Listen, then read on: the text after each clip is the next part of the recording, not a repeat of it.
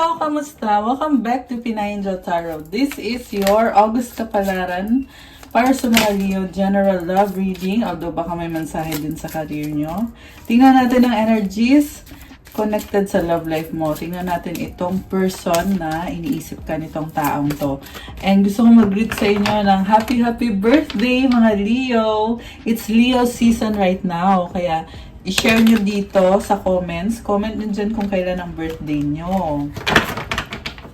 So, also make a wish kasi 888 ngayong araw na to. It's Lionsgate. Lionsgate portal is open. Minsan lang nangyayari yan. Kaya, i-claim nyo na yung wini-wish nyo at yung manifestation nyo. Okay. Tingnan natin ang energy ng person mo. Kung anong magandang balita ang papunta kay Leo ngayon.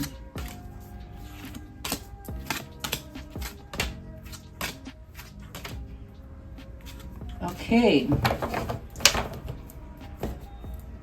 Nakuha ko muna kayo ng love cards.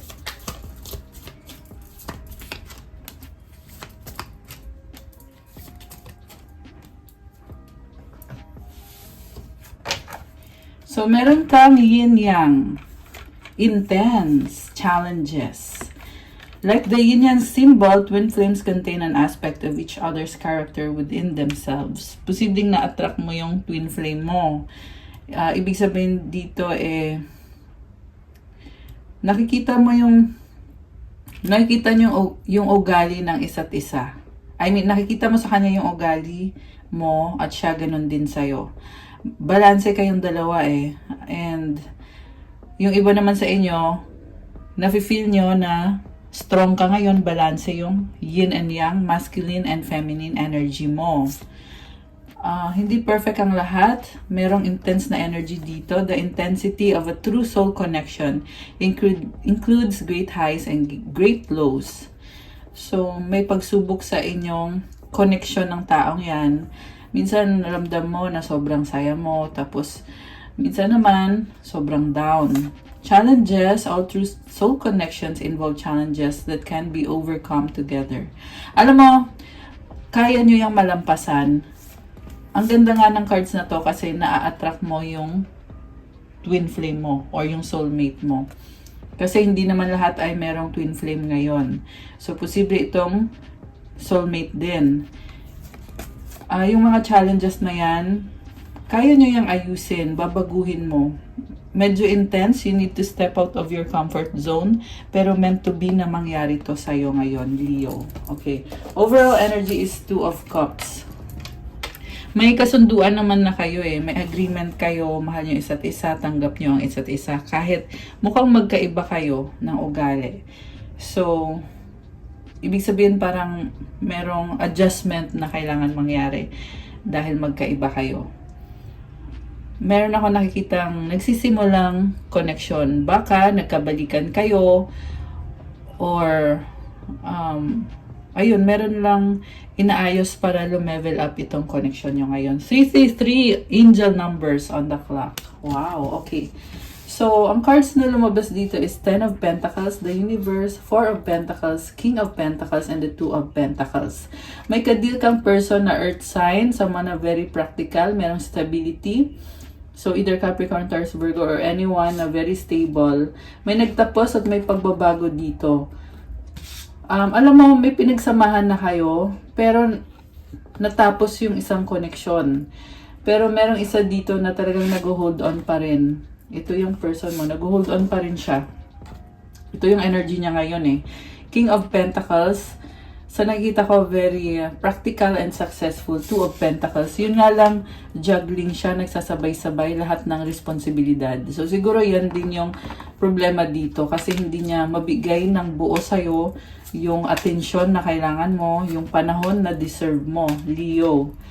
And then, meron kang 7 of Wands, King of Cups, 10 of Swords, the Empress, 9 of Pentacles, and the 5 of Wands. Someone is setting boundaries, pero may pagmamahal dito. Guys, lumevel up yung love sa inyo. From King of Cups, naging the Empress.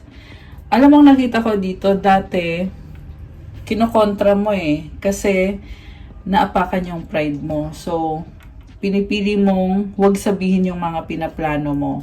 Pero dumating sa point na tinapos mo na yung ugali na yon at wini-welcome mo ngayon yung abundance. Ibig sabihin, pinapapasok mo na siya sa buhay mo kahit hindi perfect ang lahat. Maraming na-attract sa'yo ngayon. Meron kang 9 of Pentacles and the 5 of Wands. Maraming tao sa paligid mo. Nakikita ko din dito na magta-try kayo ulit sa connection na to. Mukhang nangyayari na ngayon. This time, independent ka na. Ibig sabihin, walang expectations. Hindi na kagaya ng dati na ang bilis mong masaktan. Kasi dati naging emotional ka. Posible din tong energy ng person mo. This is someone na water sign, Cancer, Pisces, Scorpio. May lumabas din dito energy ng Libra or di kaya Taurus. 555 on the clock, guys. Ayan, angel numbers.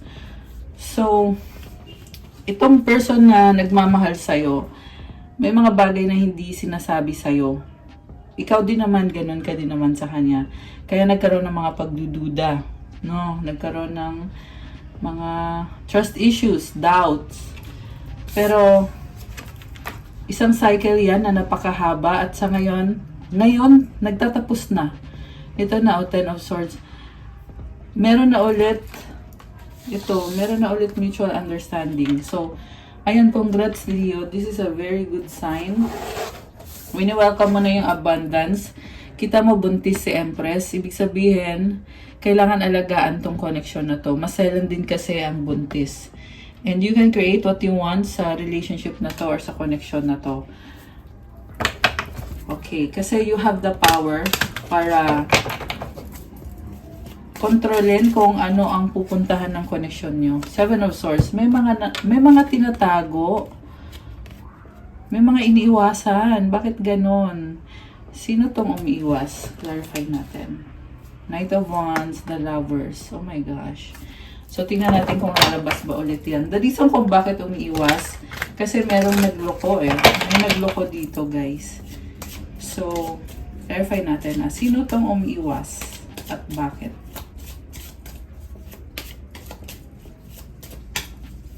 Sino sa inyo yung nagloko? 5 of Swords. Feeling lost sa isang sitwasyon or yung feeling niya ay talo siya. Okay, mukhang ito yung person mo. Lumabas ulit yung earth sign.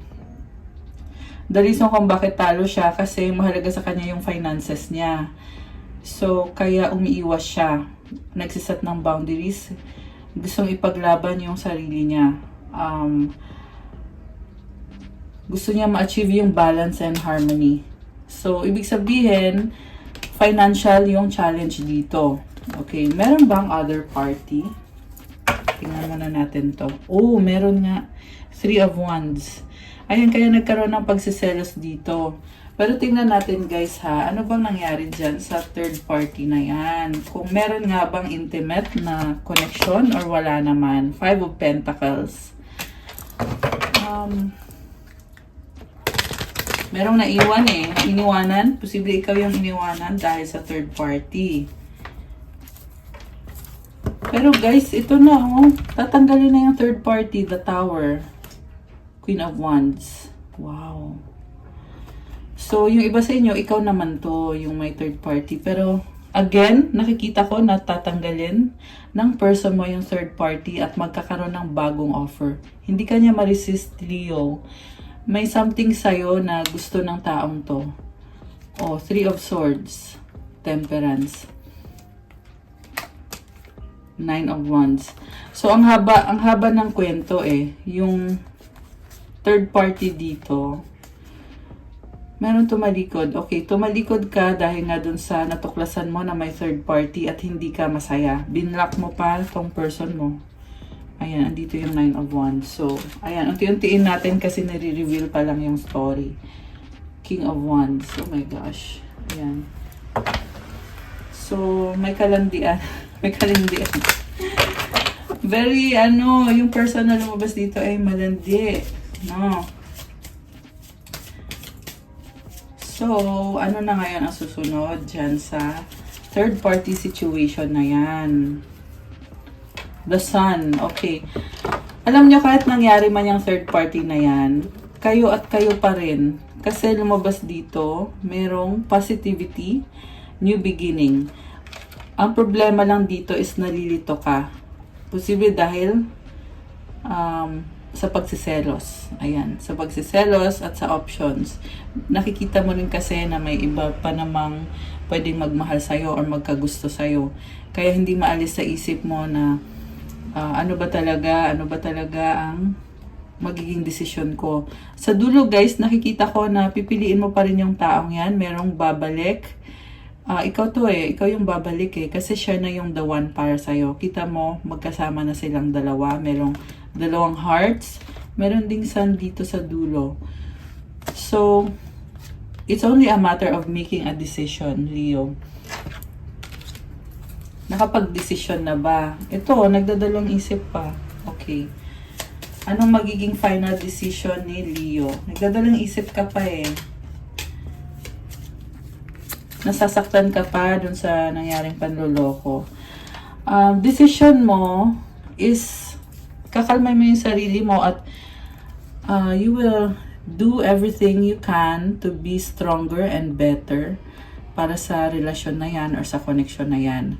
Kasi nga sabi dito merong agreement or kasunduan na kayo. Kaya nakikita ko pa rin talaga na magkakaayos pa kayo ng taong to kung gagawan mo ng paraan. Kasi hawak mo pa rin ang kung anong susunod na mangyayari, hawak mo yan, depende yan sa mga gagawin mo.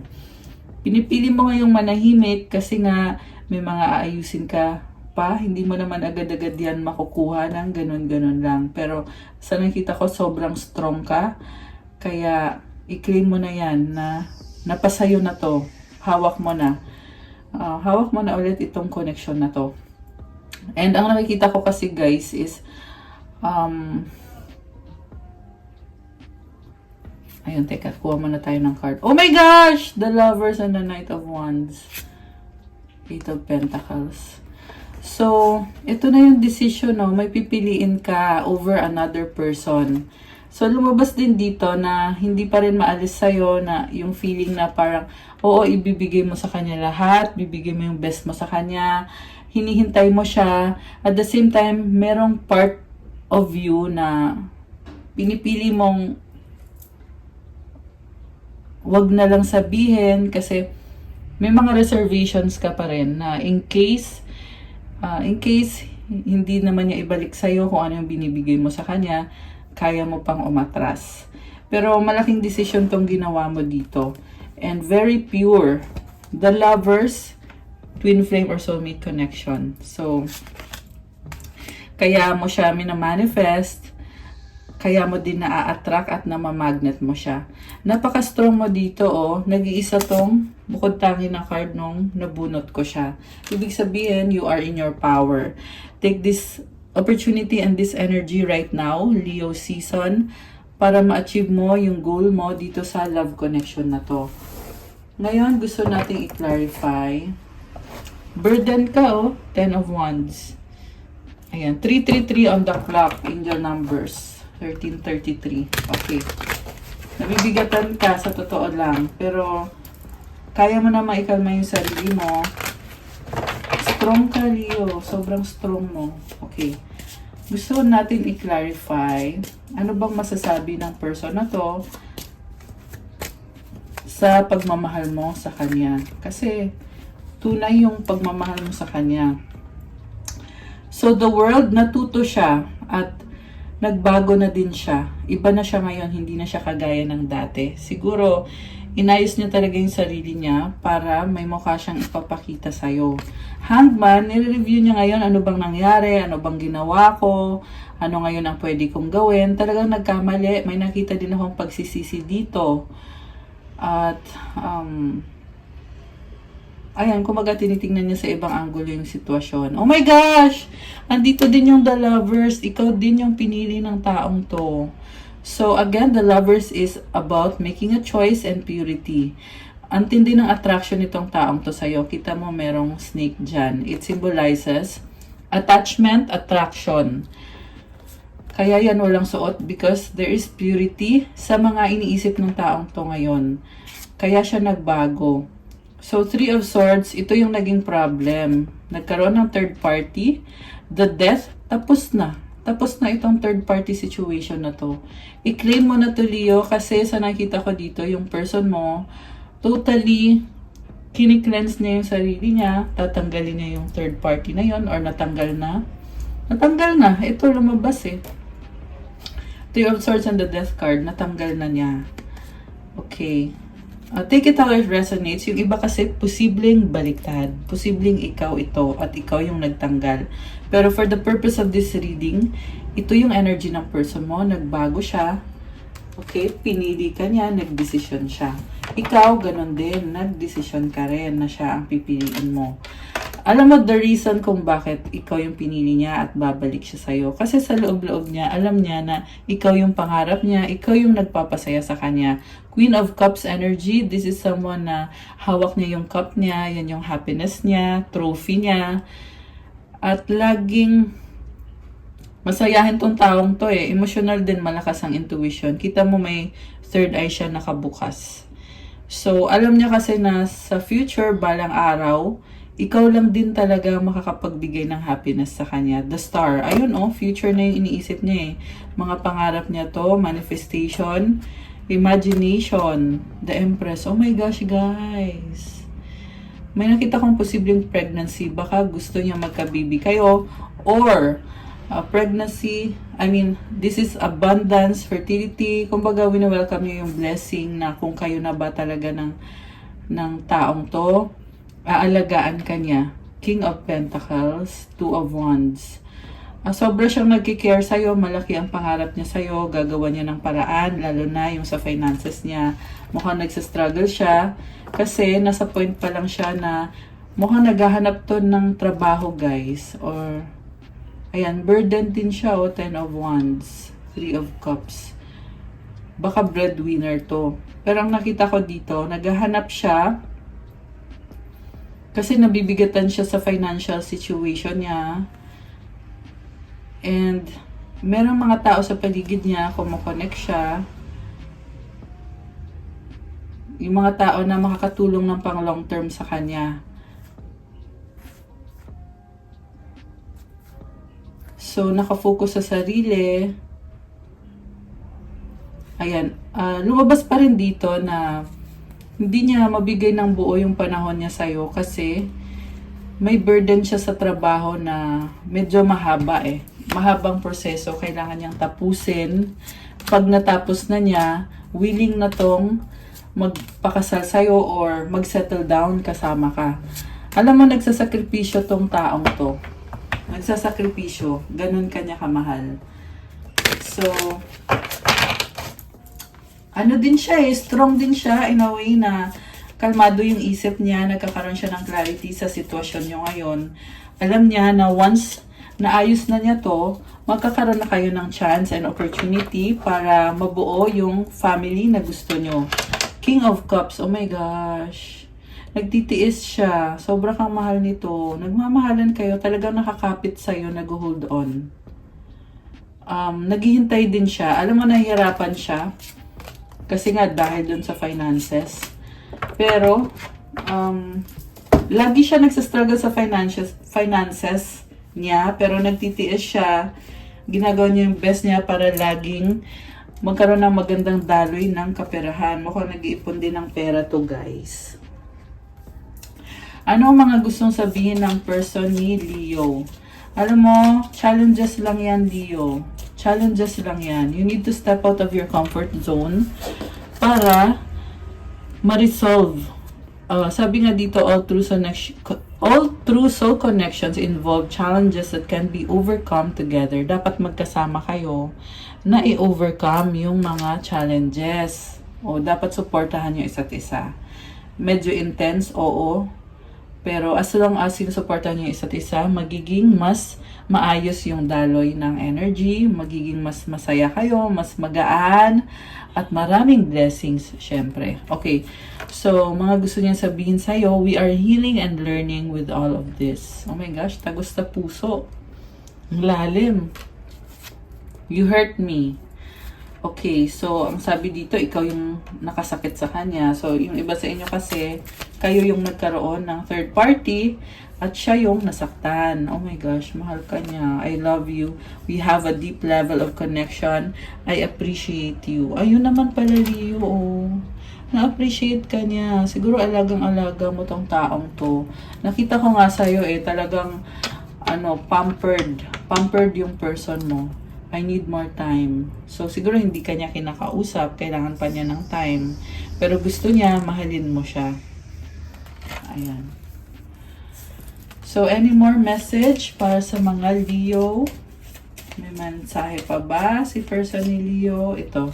I have something to tell you. Oh my gosh, ano kaya yon? Okay. Anong sasabihin niya? You are my peace. Wow, guys. So, ibig sabihin, pag andyan ka, nakaka-feel siya na panatag siya, peaceful siya. Nakaka-focus siya sa sarili niya, kung ano man yung kailangan niyang gawin, especially yung sa career niya ngayon na mukhang very challenging. Okay, grabe. Let's forget the past. Ayan, Leo, claim mo na tong connection na to. My pride or ego to control of me. Baka nasaktan ka niya kasi pinangunahan siya ng pride niya or ng ego niya. Pero ang gusto niyang mangyari kalimutan niyo na lahat ng past or yung lahat ng hindi maganda nangyari. Wala na yon. Kalimutan na. Oh my gosh, we need a fresh start. I need you to make the first move.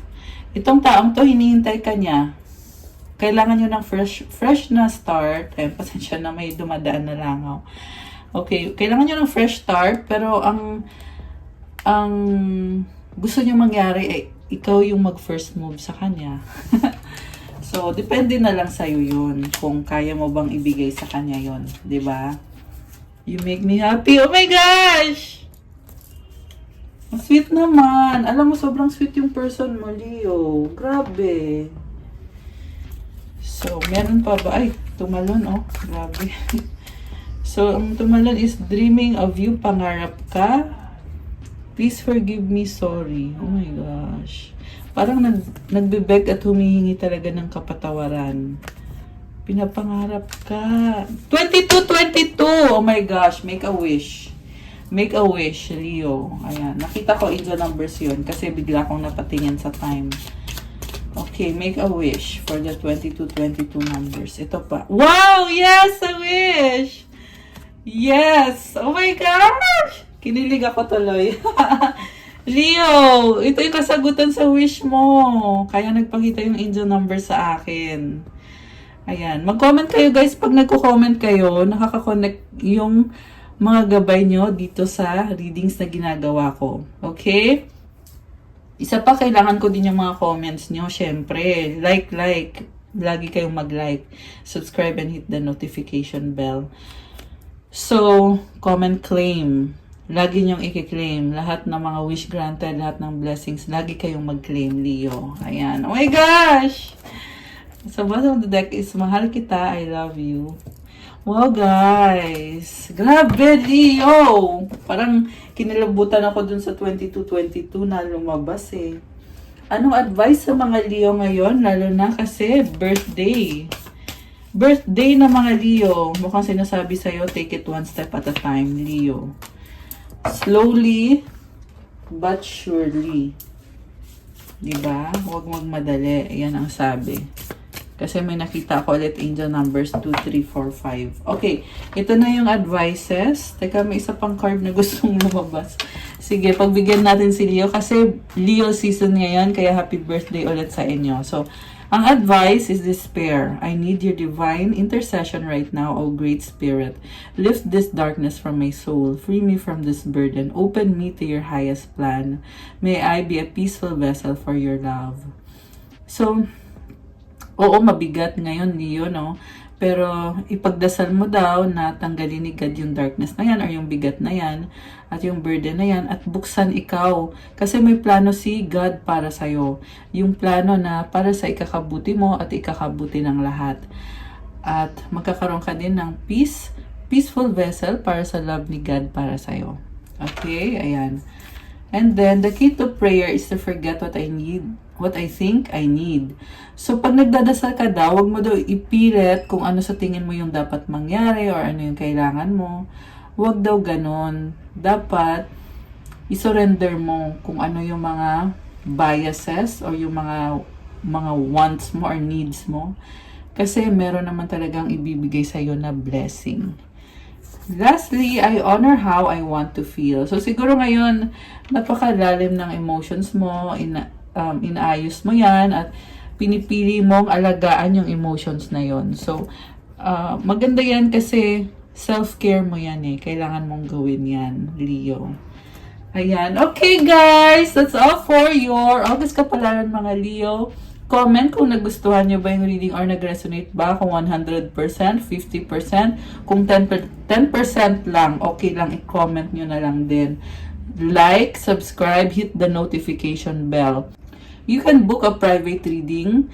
Ikaw mismo ang i-reading, kaya may bayad yun, guys. So, tingnan nyo na lang sa description box, nakalagay dyan yung mga contact details.